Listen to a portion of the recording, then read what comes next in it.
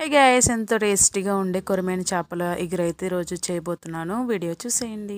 ముందుగా అయితే చేప ముక్కలు క్లీన్ చేసేసుకుని అందులోనే అల్లం వెల్లుల్లి పేస్ట్, కారం, సాల్ట్, ధనియాల పొడి యాడ్ చేసుకొని బాగా కలుపుకొని ఒక హాఫ్ అన్ అవర్ పాటు అయితే సైడ్కి పెట్టేసుకోవాలి. ఇప్పుడైతే ప్యాన్ తీసుకొని అందులోనే ఆయిల్ హీట్ అయిన తర్వాత ఆనియన్స్, పచ్చిమిర్చి, అలాగే కొద్దిగా పసుపు, సాల్ట్ యాడ్ చేసుకొని గోల్డెన్ బ్రౌన్ కలర్ వచ్చేంత వరకు ఫ్రై చేసుకోవాలి. అందులో టమాటాలు కూడా యాడ్ చేసుకొని మంచిగా ఫ్రై చేసుకోవాలి.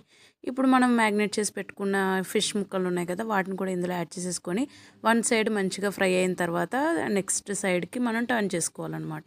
చూసారు కదా, వన్ సైడ్ అయితే మంచిగా ఫ్రై అయిపోయింది. ఇప్పుడు ఇంకో సైడ్కి కూడా మనం టర్న్ చేసేసుకొని ఫ్రై చేసేసుకొని ఒక గ్లాస్ వాటర్ యాడ్ చేసేసుకొని అందులోనే గరం మసాలా యాడ్ చేసుకొని ఇప్పుడు మొత్తం ముక్కలు విడిపోకుండా ఒకసారి కదిపేసుకొని ఒక 5 to 10 మినిట్స్ పాటు లో ఫ్లేమ్లోనే కుక్ చేసుకోవాలి. చాలా టేస్టీగా ఉంటుంది, తప్పకుండా ట్రై చేసేయండి.